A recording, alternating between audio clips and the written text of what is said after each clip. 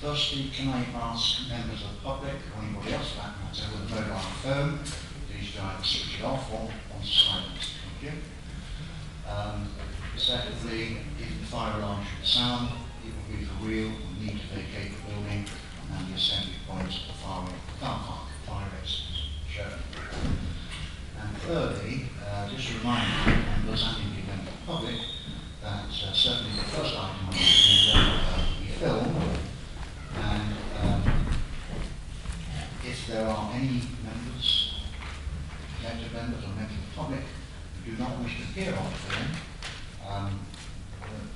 you need to go, because we cannot restrict what it is that they can film. Is there anybody objecting to being filmed? Possibly? Thank you. Can I ask now for apologies for absence? We've had apologies from Councillor Martin, who's asked Councillor Bowers to substitute for her, and Councillor Berry has asked Councillor Burke. Thank you. Coming back to Chairman's announcements then,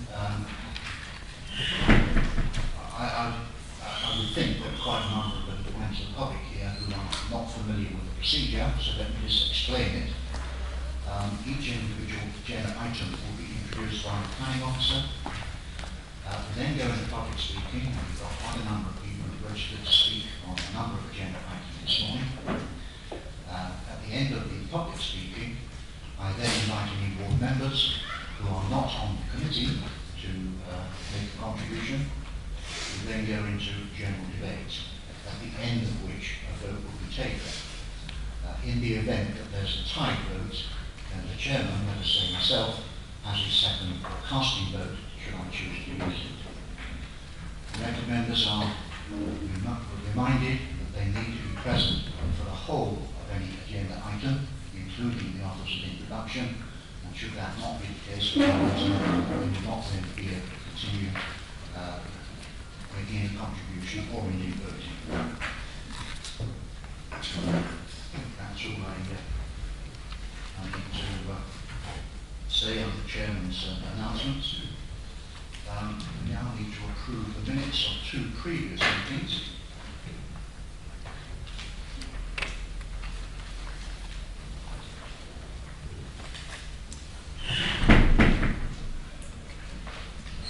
Firstly, the meeting of the Development Management Committee on the 2nd of July. And as it has been circulated, is it your wish to assign this to the record?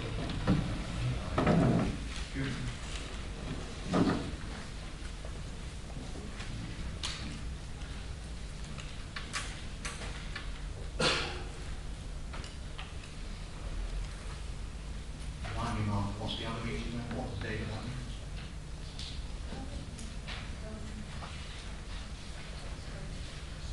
It was the 21st of July and the 30th of July. Thank you. 30th of July, yes, those minutes have been circulated. Your wish to sign this to record?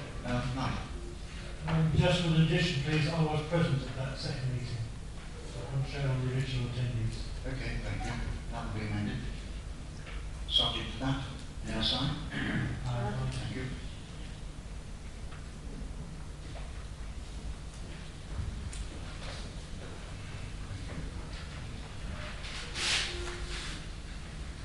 Now we need to register any member's interests. Does any member have a personal interest in any agenda item? Yes, John, I think I do. In item 7, the Monaghan application, the applicant is Charles Wells, and I know the finance director, Charles Wells, is a colleague of mine, Park Trust. Does that, I'm not sure if that personal. It's just personal, but it's okay. Nigel? Item 6, Chairman. Linda Jack, who's speaking in support of the applicant, is well known to me for political reasons. I wouldn't class her as a friend of Thank you. Nigel Young. Thank you, Chair. Items 10 and 11, Chairman. The Norman King Public House in Dunstable. I had a number of phone calls from today's speaker, Andrea Tompkins, and a number of letters have been sent to me as well. I'm very well aware of the petition and the protests that Ms. Tompkins has been making in Dunstable. But nevertheless, I have a broad opinion to write that the officers report. Thank you. Yeah, item number 7.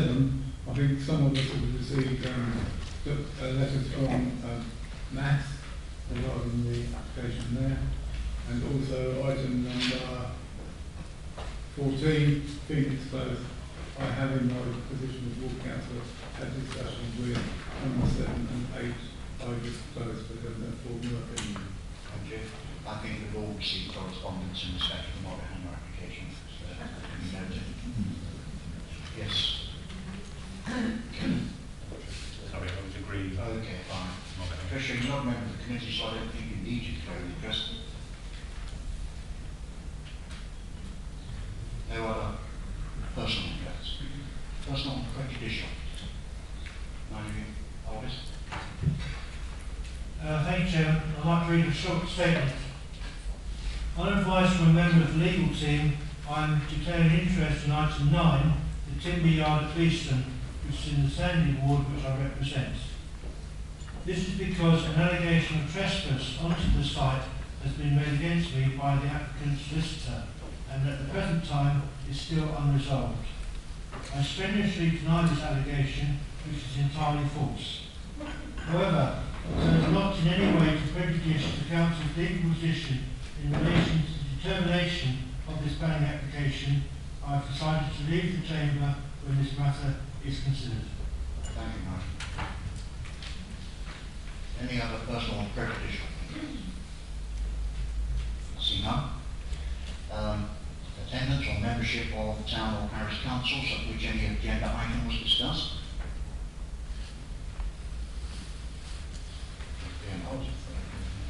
Yes, I was present at the Mothers meeting regarding item number 14. But I did not vote. Thank you. That concludes members' interests.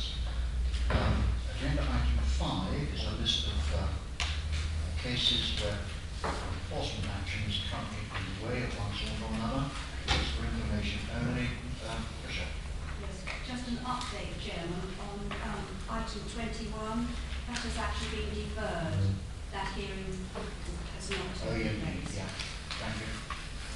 That's an enforcement hearing that we were expecting. Any member has any queries on the list of enforcements, please take them up with the team leader, Mr. Coulter, or indeed Aaron Davey. Thank you.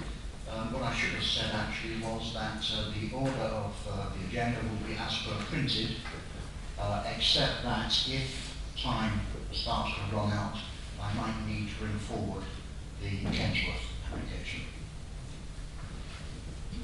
So we move then to item number 6, which is a full application in respect of a change of use in Harlington, and I'm going to ask Annabelle to introduce that. Thank you, Chairman. This is a change, as you said, a change of use planning application from beauty salon to cafe. There has been a significant level of interest in this application, both in support and opposition. The site is currently a vacant unit within a small parade of A1 shops. There are a few things on the late sheet, a change to the no extraction condition as recommended by our Public Protection Department, and some additional consultation responses, including a 300 signature petition in support of this development. In addition to this, I'd actually like to suggest a further amendment to condition number 4, and this would be to actually amend the opening time from 10 a.m. as stated to 9 a.m. The restriction is really for evening use, and I feel, even though the applicant has suggested 10 a.m., it would make very little difference to change it to 9 a.m. to just increase flexibility for the business should they require it. I mean, that doesn't mean they have to open at 9 a.m., but it may stop, if members are minded to approve this application, it may stop a further application should they wish to move more into the school-run breakfast market. There was a registered speaker against this application that was unable to attend. They've asked if I read a short statement from them, which basically says, I would be grateful if the committee would have serious discussion about possible concerns with this application, which are smells from the cafe, parking issues, an increase in Lincoln Way, Astray Place and Bryan Road, and the possibility of it becoming an A5 hot food takeaway unit. I'm just trying through the slides. This is 2 photographs. Members who are on the site visited. It is the whited out unit, third along from the right-hand side or fourth along from the left-hand side. It's in front of a small grass area. There is parking, non-allocated parking, in a sort of lay-by, which would be where the photographer is standing up there. This is where the parking is, as I say, it's non-allocated and it would have about space for 6 stars. There's a site plan, and this will be the layout of the cafe showing where the kitchen area will be.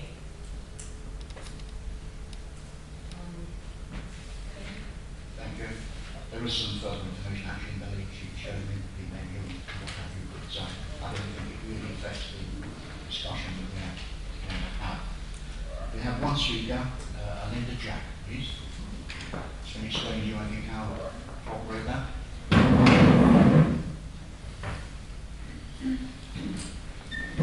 Good morning. I'm here speaking on behalf of Ms. Cullen. I don't live in the village, but I did teach in the village many years ago, so I know people well. In terms of the objections, I'll just deal with the ones that have been raised this morning, because obviously the other things that have been dealt with in other reports that you would have had access to. First of all, in terms of the parking, Highways had no objection, and we expect most people will walk to this resource. It's a small village, it's easy enough to walk. In terms of the smell, there is an internal extraction as recommended by the Environment Health Officer and Food Safety. And also, I should remind you, if you look at the sample menu that you walk through, that this is a place that will be serving predominantly healthy food, so we wouldn't expect the kind of smells you might get in a kind of fast food type outlet.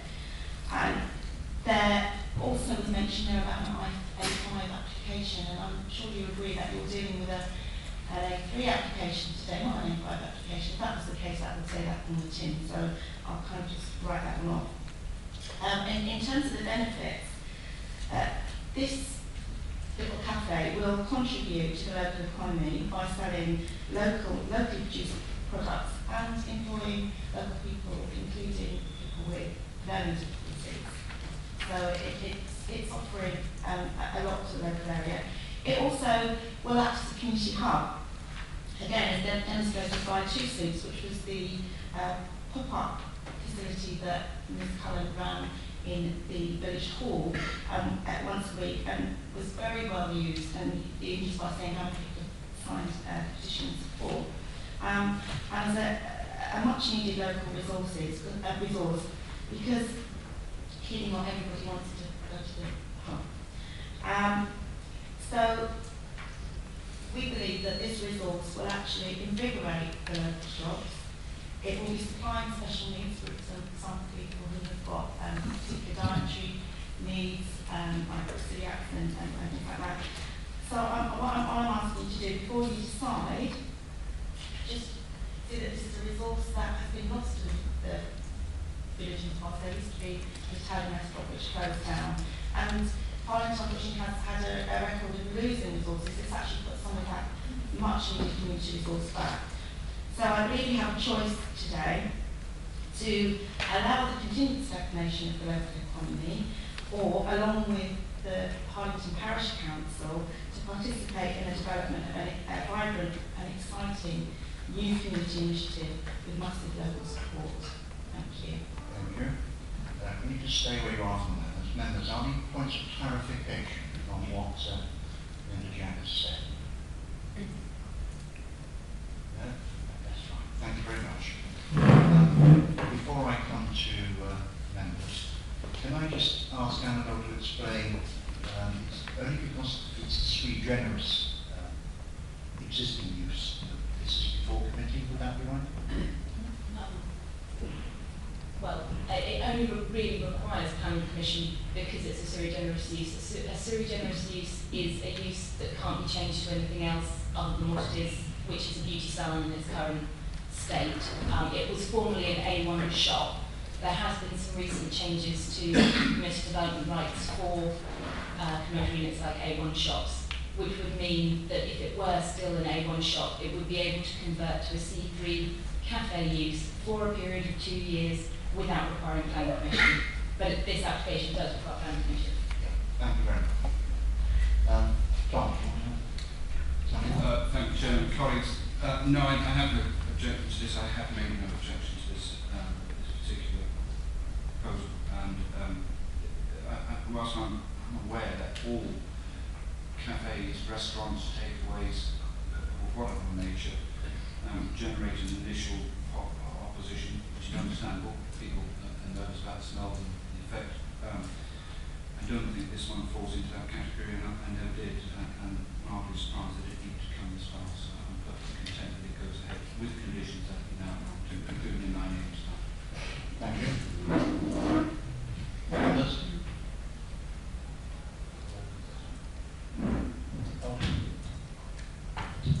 Yes, Chairman, I'm fully in support of this. I was before I heard that Linda was speaking this morning. In Sandy, we have 4 cafes which offer a choice to our local residents. They're all very popular and doing well. They certainly do provide a social meeting place for many people to go along and chat and talk and meet their friends. And I'm sure that this facility in Harlington will be exactly the same. There's a great need for this kind of social meeting area. It's not a pub, and I'd like to move a set out, Chair. Thank you. With the additional condition. Yes. Tony, you want to come in? I'm going to propose that we went ahead with the Chairman, but I would willingly second Nigel's. Thank you. Fiona, sorry. No, I was just going to second. Okay. Chairman, you did say that the original conditions, but in fact, I've not changed the conditions to which you to 9 o'clock opening. Yes, I said with the amendment. Amended, I'm sorry. David.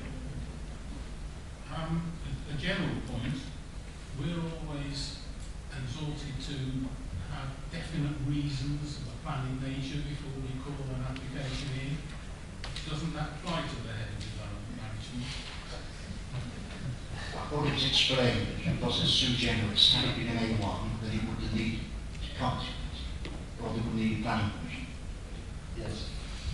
Thank you, Chairman. I did want to ask, when it comes to some scrutiny for this referral on, I was hoping I won't get away with it. I did discuss this matter at length with John Ellis, the team manager for the area, and we took the view, given the previous appeal decision and the comments made by the inspector at that time, and the sensitivity being raised locally, that it might be an item which members may want to turn their attention to. Thank you for that. Members, it has been moved and seconded for approval to the amended condition. Those in favour, please show.